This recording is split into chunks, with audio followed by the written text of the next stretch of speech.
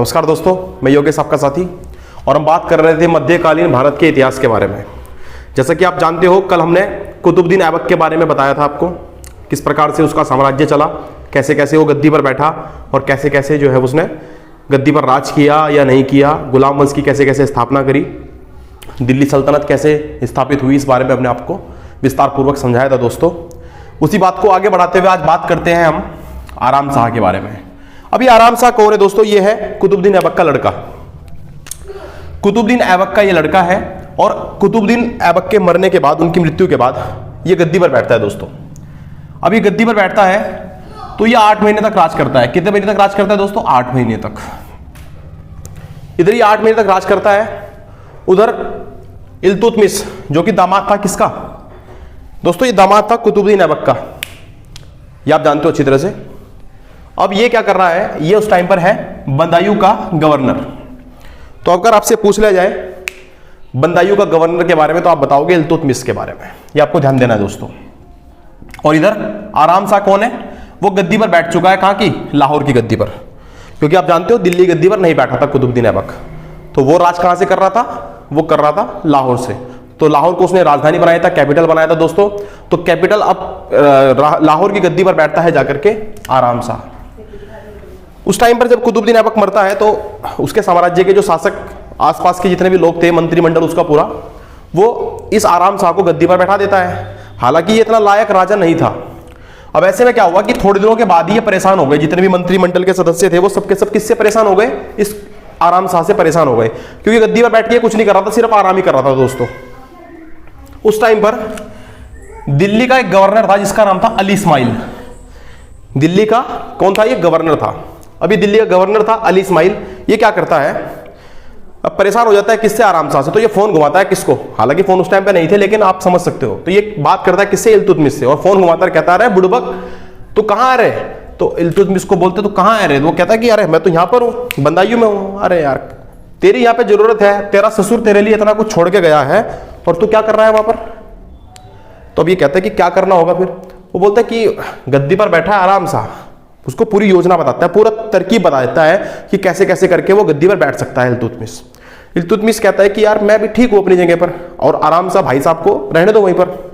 लेकिन अली इस्माइल उसको क्या करता है? उसको समझाता है कि तेरे को गद्दी पर बैठना चाहिए और ये जो पूरा लाहौर है और दिल्ली है, इन पर तेरे को सल्तनत करनी चाहिए। मान जाता है कौन? इल्तुतमिश। और ये क्या करता है? ये इल्तुतमिश क्या करता है? आराम शाह पर आक्रमण कर देता है। इस युद्ध को कहा गया है दोस्तों जुड़ का युद्ध। तो अगर आपसे पूछ लिया जाए कि जुड़ का युद्ध कौन सा है, तो आप क्या बताओगे? जो इल्तुतमिश का किसके साथ में हुआ था? आराम शाह के साथ में। अभी आराम शाह को यहां पर निपटा देता है, हत्या कर देता है उसकी। अभी आराम शाह क्या हो गया? ये समाप्त। अब ऐसे में इल्तुतमिश को डर हो जाता है, भय हो जाता है कहीं ना कहीं कि जिस प्रकार से ये दिल्ली का गवर्नर है, इन्होंने जिस प्रकार से खुद ही बैठाया था किसको? आराम शाह को गद्दी पर, और खुद ही क्या कर दिया? उसको मरवा दिया मेरे द्वारा। तो कल को ऐसा भी हो सकता है कि ये लोग मुझे भी मरवा सकते हैं। तो इसने क्या करा? 40 तुर्क सरदारों को व्हाट्सएप ग्रुप बनाया, एक किसका? 40 तुर्क सरदारों का एक ग्रुप बना दिया दोस्तों। और ग्रुप बना करके उसे क्या कहा गया है? तुर्कान ए चिल्हनगामी। तुर्कान ए चिल्हनगानी। अगर आपसे पूछ ले जाए तुर्कान ए चिल्हनगानी क्या चीज है, तो आप बताओगे 40 तुर्क सरदारों का ग्रुप। ये ग्रुप इसलिए इसने बनाया ताकि ये सिर्फ इसकी बात सुन सके और किसी भी प्रकार का षड्यंत्र अगर रचा जा रहा हो उसके खिलाफ तो उसकी सूचना ये किसको दे सके? इल्तुतमिश को दे सके दोस्तों। मुझे उम्मीद है आपको यहां तक बात समझ में आ गई होगी।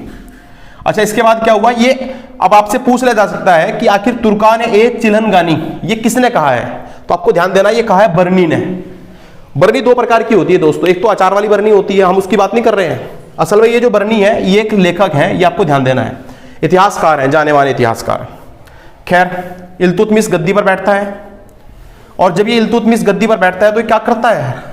राजधानी बनाता है दिल्ली को। ये वैसा नहीं था जैसे कुतुबुद्दीन ऐबक था कि भाई मोहम्मद गोरी मुझे लेकर के आया था, मैं उसका गुलाम था और हमेशा के लिए गुलाम रहूंगा।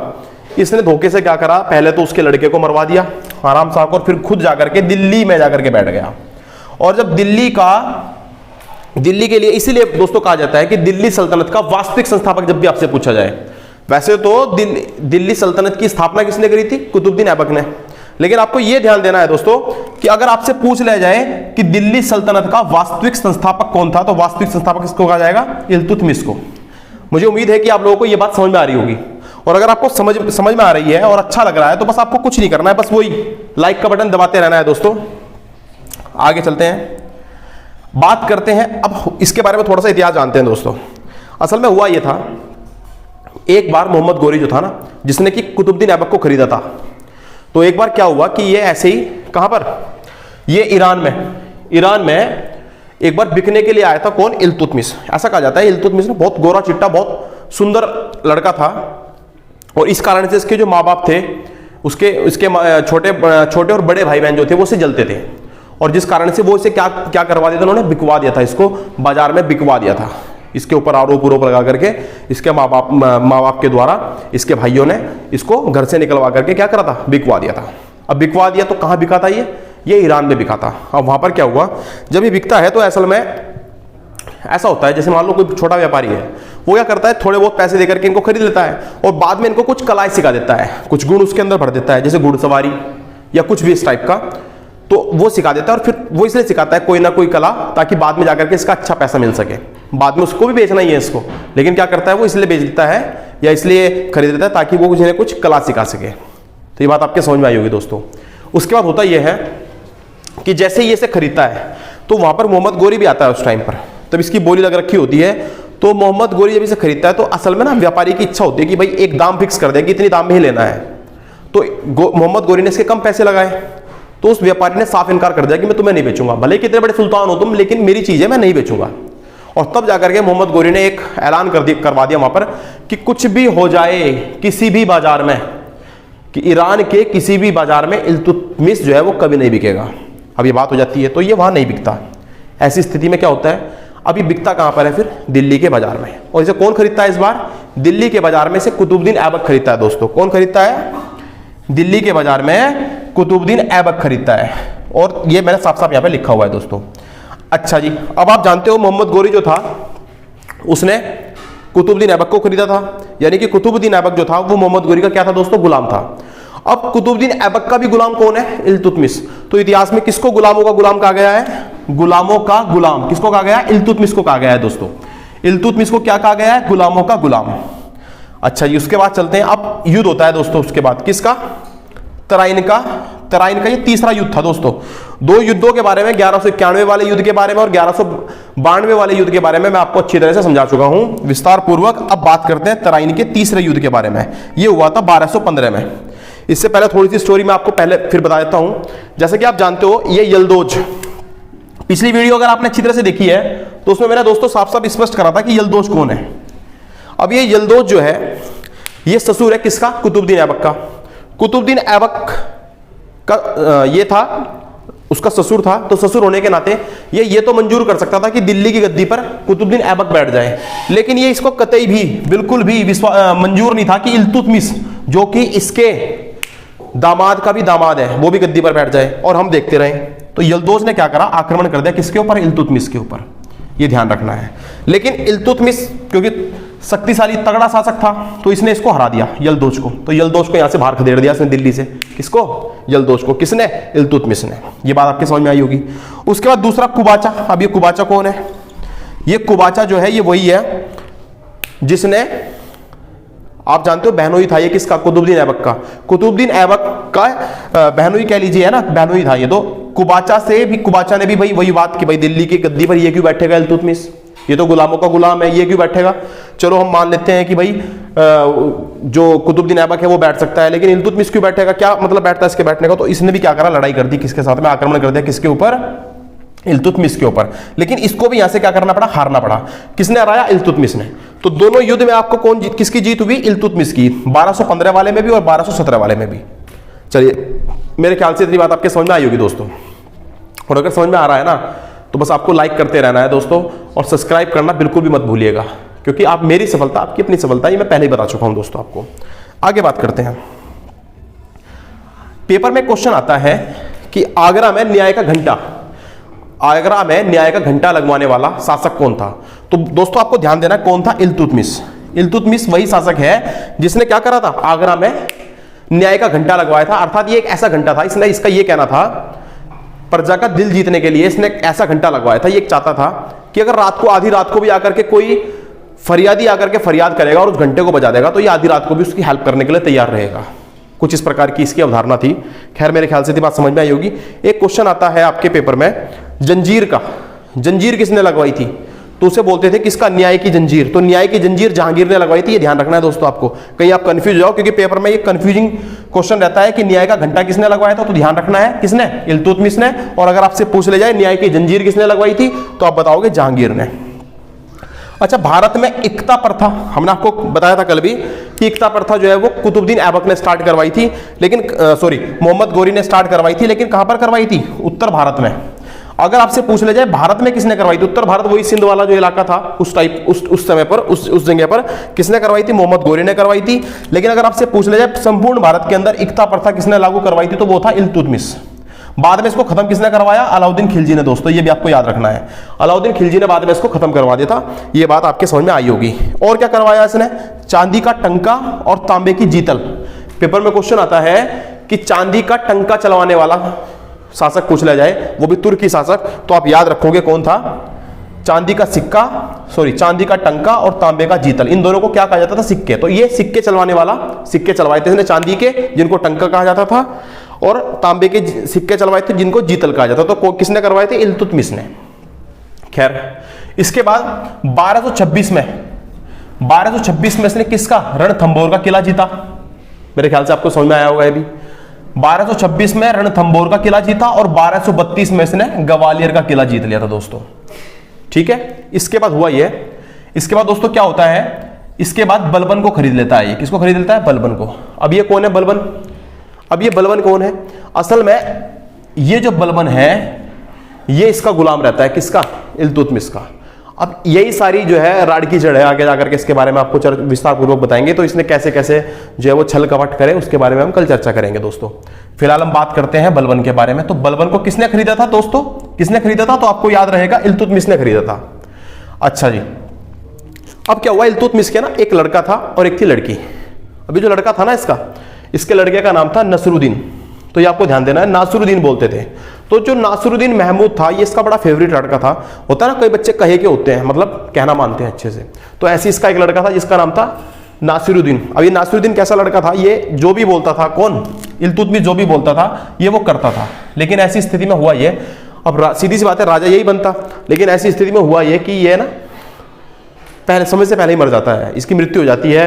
या यूं कह लीजिए इसका दिमाग वगैरह थोड़ा खराब हो जाता है, पागलपन वाले इसके अंदर जो है वो कुछ गुण पनपने लगते हैं और ये मर जाता है। तो आपसे पूछ लिया जाए इसने अपने बेटे का क्या बनवाया था? मकबरा बनवाया था। किसने बनवाया था? किसने बनवाया था? ये आपको ध्यान देना है, इल्तुतमिश ने। अब ऐसी स्थिति में सल्तनत के लिए अब मतलब शासक कौन बने? तो शासक के लिए बच्चों ये पहला वो शासक है जिसने एक अच्छा काम करा था। वो अच्छा काम क्या था? इसने लड़कियों पर विश्वास जताया था। इसने पहला शासक था जिसने अपनी लड़की को गद्दी पर बिठाया था। तो इसकी जो लड़की थी उसका नाम क्या था? रजिया सुल्तान। ये आपने बहुत नाम सुना होगा, आपने क्वेश्चन सुना होगा कि भारत की पहली महिला शासक, भारत की पहली महिला शासक कौन थी? रजिया सुल्तान। अगर आपसे पूछ लिया जाता है दोस्तों ये किसकी लड़की थी तो आप बताओगे इल्तुतमिश की लड़की थी। किसकी लड़की थी? इल्तुतमिश की। और इल्तुतमिश ने क्या करा? इसको गद्दी पर बैठा दिया। जब इसको गद्दी पर बैठाया और गद्दी पर बैठाने से पहले इसने क्या कर दिया था? इसने रजिया सुल्तान का नाम जो है ना सिक्कों पर गुदवा दिया था दोस्तों। तो सिक्कों पर अपनी लड़की रजिया सुल्तान का नाम गुदवाने वाले राजा का नाम अगर पूछ लिया जाए, शासक का नाम अगर पूछ लिया जाए तो आप बताओगे इल्तुतमिश। उसके बाद सुल्तानगढ़ी का जो मकबरा है वो किसका है? सुल्तानगढ़ी का मकबरा ये दोस्तों किसका है? नासिरुद्दीन का मकबरा है। पेपर में क्वेश्चन ये भी आता है कि ये भारत का पहला मकबरा भी है। तो अगर पूछ लिया जाए भारत का पहला मकबरा कहां पर है तो आप बताओगे दिल्ली में है, और ये सुल्तानगढ़ी का मकबरा कहलाता है। किसका मकबरा है? तो आपको ध्यान देना है किसने बनवाया था? इल्तुतमिश ने बनवाया था अपने बेटे नासिरुद्दीन की, नासिरुद्दीन महमूद का ये मकबरा है दोस्तों। खैर इसलिए भारत में ना इल्तुतमिश को मकबरे का जनक भी कहा जाता है। तो भारत में मकबरे का जनक किसे कहते हैं दोस्तों? तो आपको याद रखना है इल्तुतमिश को। अच्छा, इसने एक काम और करवाया। उस टाइम पे ना सिक्के जो है वो नकली बनने स्टार्ट हो गए थे। तो इसने क्या करा? सिक्कों पर ना एक छाप लगवानी शुरू कर दी। क्या? टकसाल छपवाना शुरू कर दिया। तो सिक्कों पर टकसाल का नाम गुदवाना किस शासक ने शुरू किया था दोस्तों? इल्तुतमिश ने। तो ये भी आपको याद रखना है। फिर 1236 में इसकी मृत्यु हो जाती है, ये यहां पर आकर के निपट गया आप। और इसने जो है इसका जो अगर पूछ रहा है इसका मकबरा कहां पर है, दिल्ली में है, तो इसका मकबरा कहां है, दिल्ली में। किसने बनवाया था, खुद बनवाया था इसने, तो ये ध्यान रखना है दोस्तों, अपना मकबरा खुद बनवाया था दिल्ली में। किसने बनवाया था, इल्तुतमिश ने दोस्तों। चलिए यहां तक बात समझ में आई होगी आपके। अब होता यह है, हमने बात करी, एक तो इसका लड़का था नासिरुद्दीन, एक लड़का और था दोस्तों, छोटा लड़का था इसका, उसका नाम था रुकनुद्दीन। उसका नाम क्या था दोस्तों, रुकनुद्दीन। अब ये रुकनुद्दीन फिरोज जो था, ये इसको कहीं ना कहीं ये भनक लग चुकी थी कि रजिया सुल्तान गद्दी पर बैठने वाली है। तो ये क्या करता है, अपनी माँ, इसकी माँ का नाम था शाह तुर्कान, तो शाह तुर्कान की सहायता से ये गद्दी पर बैठ जाता है। लोगों का जो है जैसे होता है ना, जब कोई पिताजी तो इसके मर चुके थे, उसके बाद गद्दी पर कौन बैठना था, हालांकि बैठना किसको था, रजिया सुल्तान को, जो कि पहले इल्तुतमिश बता चुका था, लेकिन प्रजा को पहले ही कब्जे में कर लेती है, या यूं समझ लीजिए कि पहले ही उनसे बातचीत करके उनको बहला लेती है, फुसला लेती है। कौन, इसकी माँ शाह तुर्कान। ये क्या करती है, किसको बिठा देती है गद्दी पर, रुकनुद्दीन फिरोज को। अभी रुकनुद्दीन फिरोज जो है वो गद्दी पर बैठ जाता है दोस्तों, बैठ तो जाता है, लेकिन होता यही है कि थोड़े दिनों तक ये भी गद्दी पर बैठता है। तो ऐसे में ये जो रजिया सुल्तान है, ये रजिया सुल्तान लाल कपड़े पहनकर निकलती है रात को, बिल्कुल लाल कपड़े पहन करके, और जाकर के वो जो घंटा था ना न्याय वाला जो इल्तुतमिश ने लगाया था, उसे बजाती है। और जब ये बजाती है तो वहां सारे लोग इकट्ठे हो जाते हैं। तो ऐसी स्थिति में ये बोलती है कि मुझे न्याय चाहिए। अब तुम ही बताओ, इस राज्य का जो सही शासक हो, या फिर जो कैसा शासक हो, शक्तिशाली शासक हो, तो वो कौन है। तो लोग इसके समर्थन में पहले से थे, रजिया सुल्तान के। तो रजिया सुल्तान को किस पर बिठाया गया, गद्दी पर बिठाया गया दोस्तों, ये आपको ध्यान देना है, किस पर बिठाया गया, गद्दी पर। तो रजिया सुल्तान जो थी वो, अब ये ABCD इसलिए डाला गया है, देखो ए नंबर पे आपको कल बताया था BC, अब ये D आया और फिर ये E आया, रजिया सुल्तान। 1236 से लेकर के 1240 तक इसने राज किया, भारत की पहली महिला शासक थी, ये आपको ध्यान देना है। मिन्हाज ने इसके बारे में एक बात कही है, मिन्हाज ने क्या कहा है, ये योग्य शासक तो है, लेकिन सिर्फ इसके अंदर एक ही कमी है दोस्तों, और वो कमी क्या है कि ये औरत है। तो औरतों को ज्यादा तवज्जो नहीं दिया जाता था उस टाइम पर, आप जानते भी हो, औरतों को तो पढ़ाना वढ़ाना सब बेकार था उस टाइम पर। सिर्फ ये कहा जाता था कि ये सिर्फ घर में क्या करेंगी, काम करेंगी, बाकी कुछ नहीं, बाकी ये क्या करेंगी, बच्चे संभालेगी, ये इनका काम होता था। लेकिन पहला ऐसा शासक इल्तुतमिश जिसने अपनी बेटी को क्या करा था, गद्दी पर बैठाया था दोस्तों, तो आपको याद रखना है। बस मिन्हाज ने इसके बारे में कहा है। मिन्हाज कौन थे, मिन्हाज मैंने आपको बताया था, मिन्हाज उस सिराज, ये एक राइटर है, इन्होंने बताया है योग्य शासक किसको, रजिया सुल्तान को, ये पूछ जाता है। और ये बस एक कमी बताई थी इसकी कि ये क्या है, औरत है। उसके अलावा अब ये जो रजिया सुल्तान जब गद्दी पर बैठती है, तो ये पूरी चाल चलन, पूरे प्रथा को बदल के रख देती है, इतिहास बदल देती है। प्रथा कैसे बदल देती है, अर्थात में उस टाइम पे लड़कियां क्या करती थी, जो सलवार सूट वगैरह होता है वो पहनती थी, तो उनका जो पहनावा था वो अलग होता था, लड़कियों वाला सिंपल। लेकिन ये पहली महिला थी जिसने क्या करा था, चोगा पहना था, चोगा। अभी चोगा क्या होता है, असल में पूरा एक नीचे से लेकर के ऊपर तक पूरा एक ही कपड़ा होता है, और ये उनकी निशानी होती है, जो सूरवीर वगैरह होते हैं ना, तो सूरवीरों की निशानी होती है ये। तो सूरवीर वाले कपड़े अगर पहनने वाली कोई महिला शासक पहली थी, तो आप बताओगे रजिया सुल्तान। इसने सिर पर टोपी ओढ़नी स्टार्ट कर दी थी, जिसे कुल्हे कहा गया है, कुल्हे, ये आपको याद रखना है दोस्तों। तो अगर आपसे पूछ रहा जाए कुल्हे क्या होता है, तो ये एक प्रकार की टोपी थी, और ये टोपी लगा करके जब निकलती थी तो पूरी लगती थी कि हाँ भाई रजिया सुल्तान कोई आई है। इसके अंदर भी, इसके बाद भी बच्चों एक छोटी सी जो है आपको ध्यान देना है एक बात का, एक व्यक्ति था जिसका नाम था याकुल, और चर्चा होने लगी थी रजिया सुल्तान के बारे में कि रजिया सुल्तान और याकुल ये दोनों के दोनों किसी ना किसी प्रकार से प्रेम संबंध में हैं, और प्रेम संबंध के चलते लोगों ने जो है वो रजिया सुल्तान को गलत ठहराना शुरू कर दिया था। इसके बाद की स्टोरी दोस्तों बहुत ही जबरदस्त होने वाली है, आपको अगली वीडियो को पक्का देखना है। मुझे उम्मीद है कि आप लोगों को इंतजार रहेगा, और उसके लिए हम जल्दी से जल्दी प्रयास करेंगे कि जल्दी ही डाल दें वो वीडियो भी। धन्यवाद दोस्तों, मजा आया होगा आप लोगों को। चैनल को लाइक करें, सब्सक्राइब करें और कमेंट अवश्य करें दोस्तों, जैसा भी आपको लगता है। धन्यवाद।